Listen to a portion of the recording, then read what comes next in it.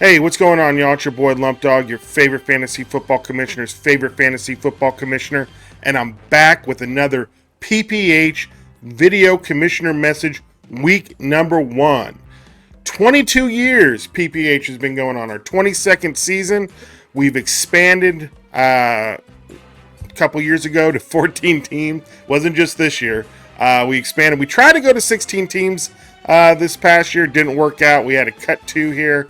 A lot of internal drama going on at the league offices and with these new ownership groups. And unfortunately, a couple current owners couldn't get along with some of the owners, so they had to step aside so the league could continue without so much drama. But we do have some real cucky owners who can't live and let people be who they want to be. They have to try to make people into what they feel like they can stand. So it is what it is. We have 14 teams. We got a couple newer members. So first off, shout out to Gator.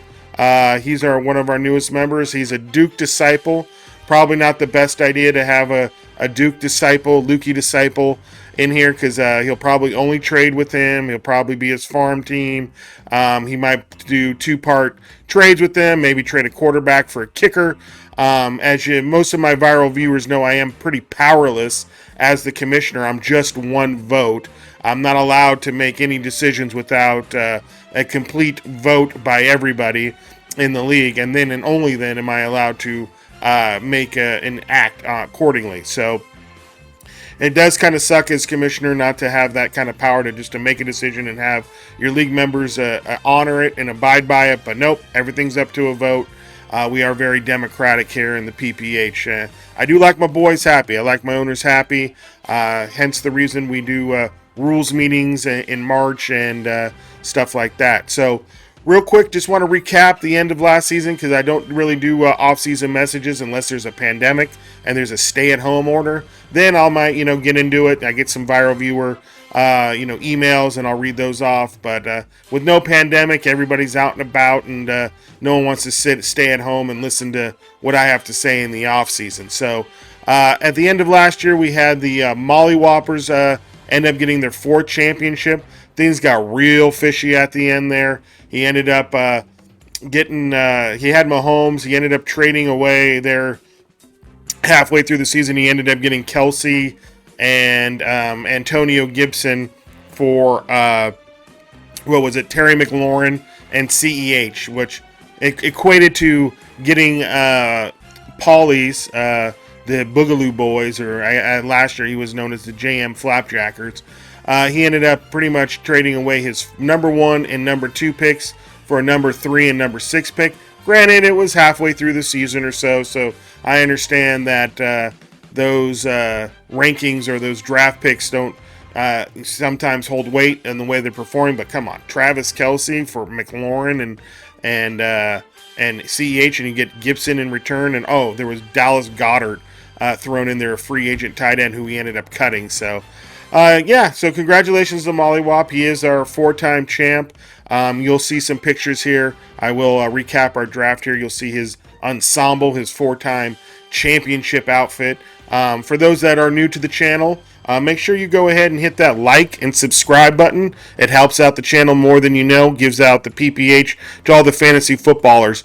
If you are a fantasy football head, this is a little bit different channel. I'm not going to go through sleepers and guys that, breaking down stats. This guy has a 43.5% completion rate on routes that are 15 yards or deeper, so you're not going to get that here. What you are going to get is your favorite fantasy football commissioner's favorite fantasy football commissioner, breaking down the league, telling you the things that are going on within the league. The channel's really meant for the members of the league, but I do know there are some viral viewers out there who like to keep tabs on this league because this league is pretty crazy.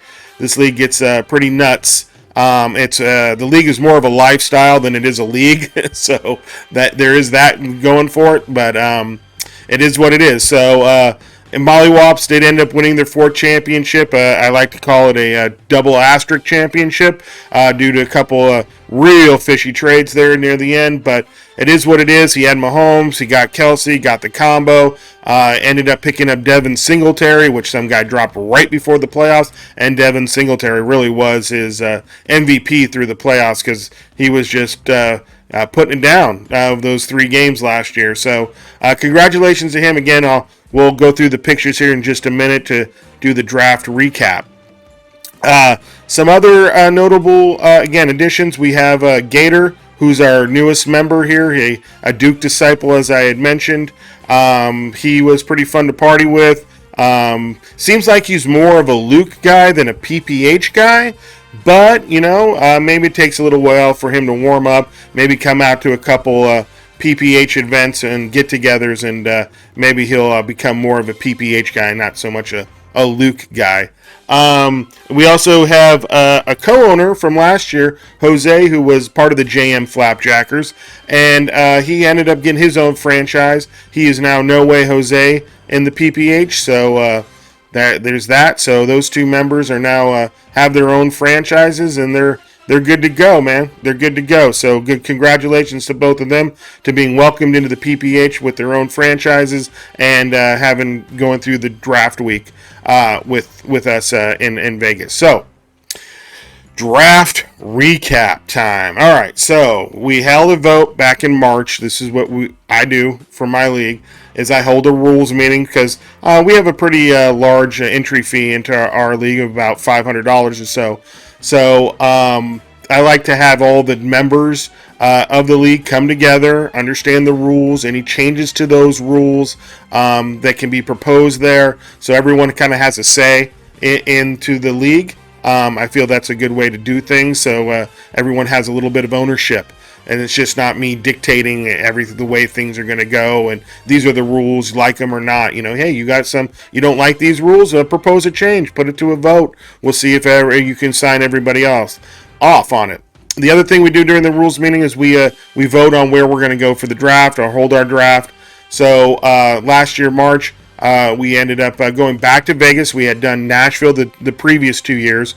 We had done Vegas the previous 6 years. So we ended up going back to Vegas. A couple of us did end up going on a road trip. We had the Mollywops, our 4-time champ, actually move out of the state of California to Idaho in the off season. So we ended up taking a road trip out to Idaho, picking them up, driving to Salt Lake City, Utah, halfway to Vegas, and then on to Vegas, and then held our draft in Vegas. It was a great time. We had a real good time out there with the entire league. One downside of the Vegas trip is that we got a couple crabs in the league, especially Big Foss and Britt, who really put a downer on doing anything fun for the kickoff game. We pretty much just sat in a local bar, and there was nothing special about it. I was trying to plan doing Swim Stadium, try to get some people to go in on some other fun things to do where we all throw in some money and get a private viewing spot for our for the kickoff game. Didn't occur, so that was pretty lame. But other than that, it was a great trip, really great trip. So without further ado, let's go ahead and let's look at those, get into those pictures. Again, this is some of this is from the road trip, from the, as we like to say, the Salt Lake Four. The Salt Lake Four. Again, we flew out to Idaho on a Sunday, stayed out there, did a real big Jimbo, the haters, put it down and pretty much threw his name into the hat for MVP this year out there for in Idaho. Really went big with it, and really he drank. He's not a drinker. He drank his ass off, and he was paying it for it the next 2 days. Let's say that this guy's not a young man. We're not young men, period, in this league. We like to think we're young, but I guess we got a couple young guys, but most of us are middle-aged men who like to think we're young. Try to act it. It's a little harder to do, but anyway, he put it down. So he put his name into the MVP race, and again, those pictures will show a little bit of that road trip down to Vegas, and then and a little bit of what we did in Vegas and stuff too. So without further ado, let's go ahead and let's get into some of those picks. man. Break that bitch down to the ground. 16 O's in a pound. Quarterback draw touchdown, nigga.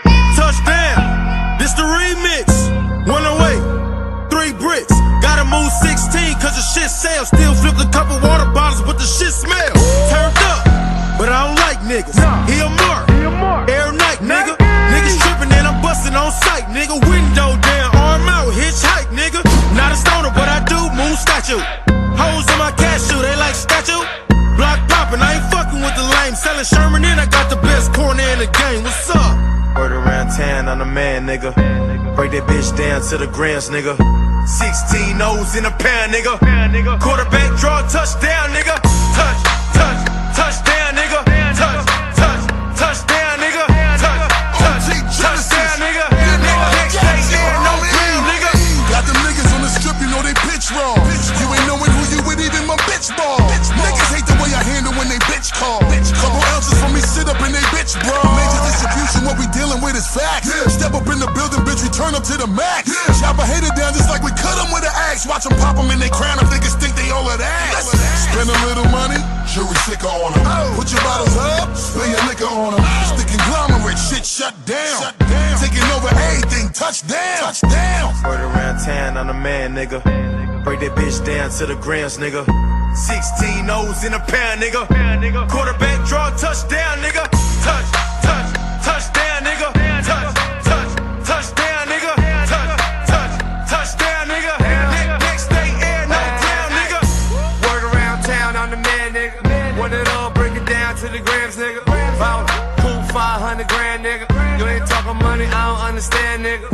Uptown, nigga. Bust down, nigga. Face down, nigga. James Brown, nigga. Ass up with your legs shake. Talk of work, no, I got it for the Van Beek. It ain't how you get it, it's what you do with it. Flip 21, 42 with it. 2 hands up, touchdown, nigga. 100 grams, lift you with the ground, nigga. Word around town, I'm the man, nigga. Break that bitch down to the grams, nigga. 16 O's in a pound, nigga. Quarterback draw touchdown, nigga. Touchdown, nigga. Touchdown, nigga. Touchdown, nigga. Next day, air, no ground, nigga. QCJ, no days off, full-time hustling. Shout it, I'm the plug, I ain't gotta touch nothing. Send them your way, I just gotta press a button. If the price ain't right, nigga, I ain't budging. Niggas starving in the streets, they ribs touching. You looking like food, and we got the matching. Quarterback legendary John Elway. Rhyme with the Bulldog 38, no shell case. G5, take over the coast. A nigga been had more meals than Quaker Oats. Taylor game fine, first class on a paper plane. With a foreign chick, bro, still can't pronounce her name. All right, well, there you go. That was the draft recap, and had a pretty good draft. The time was fun with the guys. It's always a good time with the PPH, the league. I will say that the Mollywops did get off a little easy, to say the least, in Vegas. I know 3 years ago when I won the championship, I carried the belt everywhere we went. It didn't matter if we were going to the bathroom. It didn't matter. I was carrying that thing everywhere. The Mollywops got away. He only had it one evening where he did like one lap up and down Fremont Street with it, and that was it. But is what it is. I mean, it's not easy being the PPH champ. You got to put in the work. You know, you think it's easy wearing the tiara for Miss USA? No, that she's got to put in work. You got to talk to the people. She's got to sign the autographs. You know, she's got to do the work as the Miss USA. So as PPH champ, you got to do the work. And I hate to say it that the Mollywops really didn't do much work out there in Vegas. Really got off real easy. So it is what it is. Oh, we did rent the Real World Suite at the Gold Spike for the draft, and we also had their little trailer at the bottom there called the Sugar Shack, and that was pretty fun. It was kind of cool to own both, have both high-end properties or high-end rooms, quote unquote, at the Gold Spike. We've done the Aria before. We've done the MGM Grand and stuff. Those are fun and stuff, but it's good to have just the larger casinos. You know, they kind of like crab on you a little bit. Oh, be quiet, you're being loud. You know, you got your music up too high. They just kind of sweat you a little bit. Even though Aria, I will say Aria has been really good to us never really messed with us or complained with us. MGM was a little downer on us, so couldn't bring up our own alcohol, so we had to sneak it up. Just really real difficult to work with the MGM in trying to have a draft. But like I said, Gold Spike was cool. It's a little ghetto, but it was still cool. We had a good time.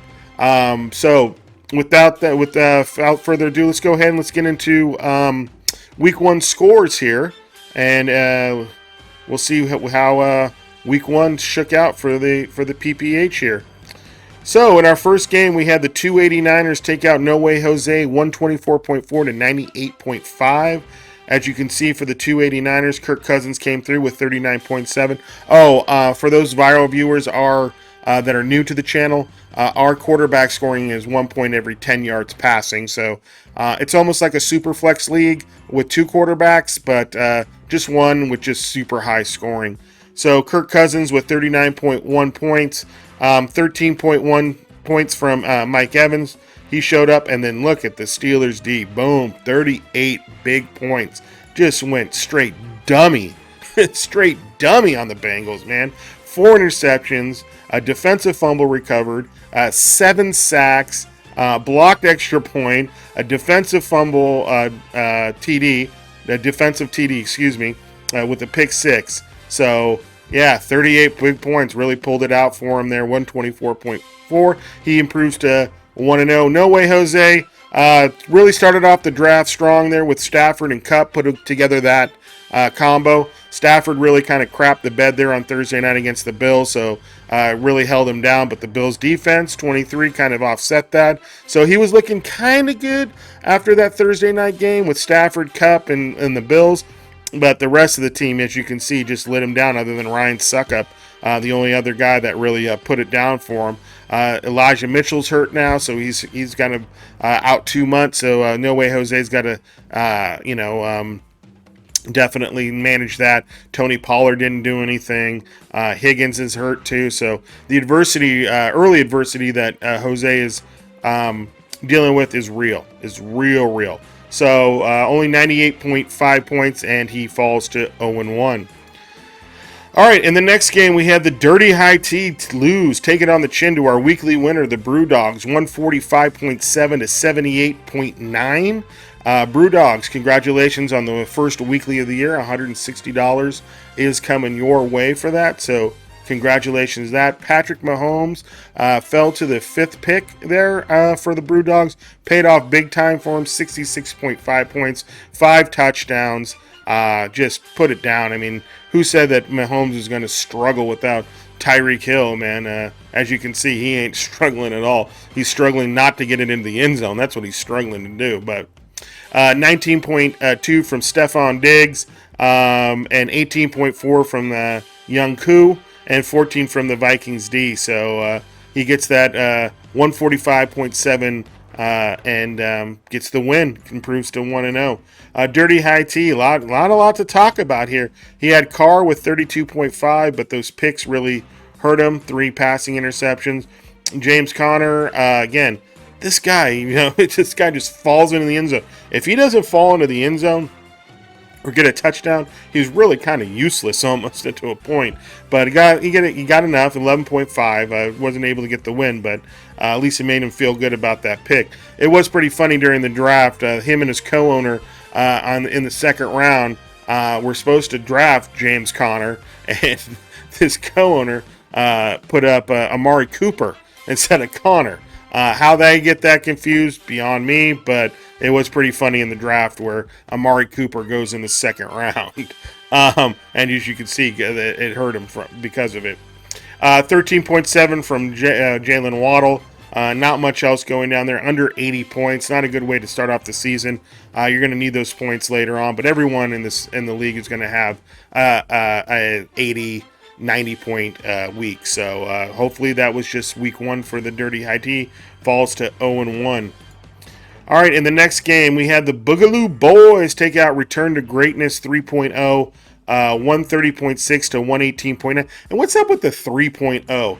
I mean, seriously, if you haven't done it in your 1.0, you're not like a piece of software where you're upgrading, right? You're not like, oh, okay, this is, even Microsoft changes the name of the operating system. They don't say, oh, this is Windows 10.2.0 or this is Android 3.0. No, they change the name. So, well, Return to Greatness 3.0, don't understand it, but Lukey doing his thing. He thinks the third time's the charm, I guess, here. So, as you can see in his team, Jalen Hurts with 39.3. Jonathan Taylor, his first round pick, coming through 24.5, pick number 3 overall. Cordell Patterson coming through again. Looks like he's going to be used in that Atlanta offense heavily, right? So 120 yards rushing and in rush TV. So that good pick there for a second running back. And then really not much else going on in his squad, though. It kind of, that return to greatness didn't really return anything on his squad there past those 3 players. Only scores 118.9, wasn't enough to get it done. Falls to 0-1. And as you can see, return to greatness is the 3.0 is a Bengals fan. So the L in fantasy and the L in real football wasn't having a good Sunday there for him. Boogaloo Boys comes through with Kyler Murray with 36.2 points. 28.4 was Saquon Barkley. Man, if he stays healthy, he that's the thing, right? They were saying he's going to be used. Brian Daboll was going to come through and really put him in place and position to make plays, and he sure in the hell did. 164 yards rushing, a touch, and 30 yards receiving. Really put him over the top there, almost 30 points out of his running back. But then offset it with Cam Akers, third-round pick, 0 points. That's tough. So didn't look good after Thursday night with only that 0. Jamar Chase there with 19.9, 11.8 from McLaurin, and then 21 from the Chargers defense. Gets him that 130.6, and he improves to 1-0. All right, in the next game here, we got the Baskets of Deplorable taking out Patty's Playboys, 133.6 to 114.1. First pick of the draft, number 1 overall, Josh Allen, 53.3 points. Can't complain against that, right? This is why quarterbacks go high in our league, is because of the scoring. And I know most leagues, hey, wait until like the 6th round for your quarterback. Not in the PPH. PPH, we had like 8 quarterbacks go. 6 or 8 quarterbacks go in the first 2 rounds. So you got to get your quarterback early in this league. You can't really compete if you don't have a quarterback that's getting almost like 40 points. It just, the disparity in the points, right? So I know the argument that people put, quarterbacks are all relative, right? So if you have Patrick Mahomes with 66, but then you get Josh Allen with 53, that's not that much. I get that, but you're not going to usually have that discrepancy with, say, Josh Allen and look at Leonard Fournette, right? So Fournette gets you 15 points, pretty solid score, but when the quarterback is getting you 53 and your quarterback only gets you 30 or 35, it's hard to make up those points. So quarterbacks go early in the PPH. Josh Allen, number 1 overall, paid off with the 53 points. Leonard Fournette, 14.7. That was his 2nd round or 3rd round pick. Aaron Jones, going to have some better games there, but didn't show up in week 1. 12.4 from Jarvis Landry, and then 12 from the Ravens defense. Wasn't enough to get it done, so Patty's Playboys falls to 0-1. Basket of Deplorables picks up Jameis Winston off the free agent market after the draft and the first waiver run of the year. So 41.8 points really showed through there. 19 from Kareem Hunt. Man, he just vultures the touchdowns from Nick Chubb. I mean, if they didn't have Kareem Hunt, how valuable would Nick Chubb be without Hunt there, right? Just insane that he vultures all those touchdowns.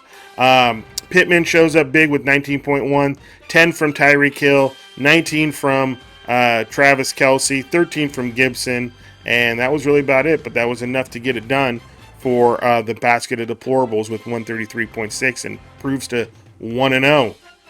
All right, in the next game here, we got the Mollywops taking out Just My Luck, 107.1 to 85.1. Just My Luck, Tom Brady, only one on his team who scored a touchdown. The only one. It's pretty crazy that you only get one player on your team that scores a touchdown. 15.3 from Nick Chubb. Again, if Kareem Hunt's not there and Chubb gets those 2 touchdowns, that's quite a difference there in that score. A.J. Brown, 16.5 points, no touchdown, but good yardage there. And that was really about it on his and so only 85.1. That again, those low scores do hurt. You don't want too many weeks with sub 100 games, so better step it up there, just my luck. And he falls to 0-1. Mollywops, Russell Wilson with 40.2 points, 11.7 from McCaffrey, Jerry Jeudy with 18.2, and that's really about it, man. As you can tell, Mollywops needs a RB2 here, and his flex is really not helping there. So I'm sure he's looking to make some moves and trades to try to improve that squad there. But gets the win, though. Look at that. I know if it was my luck, I would have lost that game. I would have probably had, 83 points. But as we call the Mollywops the luckiest man in fantasy football, he ends up with the win with 107.1. And this is how lucky he is. There's only 4 teams out of 14, or 13, I should say, minus himself, that he would have beat this week, and he happened to play one of them. That's what we mean by the luck. That's the luck we're talking about. It's the luckiest man in fantasy football. So gets the W, proves to 1-0. All right, in the next game, we had the rookie Gator take out the haters, 142.2 to 92.7. The funny thing about this matchup was during the draft, I think there was 3 different occasions where the rookie Gator took the player that the haters want right before he wanted. I think it started with Darren Waller, then there was Alan Lazard, and there was one other player, if I'm not mistaken, I can't remember who it was, that he just snatched right before the haters, and haters got all pissy about, oh, you took my guy, I hate you, blah. But, it is what it is, and it hurt him because we all thought, too, oh, you got like Aaron Rodgers in like the 6th or 7th round. We're like, wow, that could be huge value, but didn't really pay off there. Only 13.5 points. Less points than Trey Lance. So, are we talking about Aaron Rodgers sucks? No. So, why are we saying that Lance sucks? I don't know why that's the narrative. He had some bad plays, but he also had some good plays. It was a mixed bag. So, we'll see. We'll see how that goes the rest of the season. Delvin Cook shows up with 10.8, 21.1 from Devontae Adams, 14.8 from Gabriel Davis, which was a great pick, and then 11 points from the Bucks defense. Under 100 points, 92.7, takes the L, 0-1. Rookie Gator showed up big, you know what I'm saying? He came through, he drafted pretty well. We'll see how much of a Luke lackey he is, if he takes his marching orders from Duke, or if he's a man of his own will. Can he blaze his own path? And when Duke starts machine gumming him and calling him, and oh, bro, this trade right here, this could help both of us. You get this guy and I get this guy. I don't know, and he'll just put the used car salesman on him. And we'll see if Gator's mental fortitude is strong enough to resist the dark side of the machine gums who tries to talk everyone into his will. So 37.5 from Joe Barrow. Man, even with 4 picks and a fumble, still finishes with almost 40 points. So, man, he cleans that up. He's going to be quite deadly, right? So 19.4 from Clyde Edwards-Helaire. Got those 2 touchdowns. Amon St. Brown with 12.4. And then there we go, the big one, Justin Jefferson, 31.4 points. He was in the running for the weekly, but Rashard Penny couldn't get it done for him with only 60 yards rushing, 7 yards receiving. So he was pretty close, though. 3 or 4 more points, he would have had it. Eagles with 11 points. So Gator, the rookie, takes the win. Starts off with 1-0. Haters, man. Even though he's in the running for PPH MVP early on the season, doesn't start off MVP like, and starts off 0-1. All right, and then the last game is your boy taking out the Juggernauts, 143.2 to 111.7. CeeDee Lamb killed me. CeeDee Lamb and Mike Williams, two guys that killed me. Could have been in the running for. I was in the running for the weekly, but could have had the weekly if they would have done anything, but they didn't. But got the win, so that's what I got to be happy about.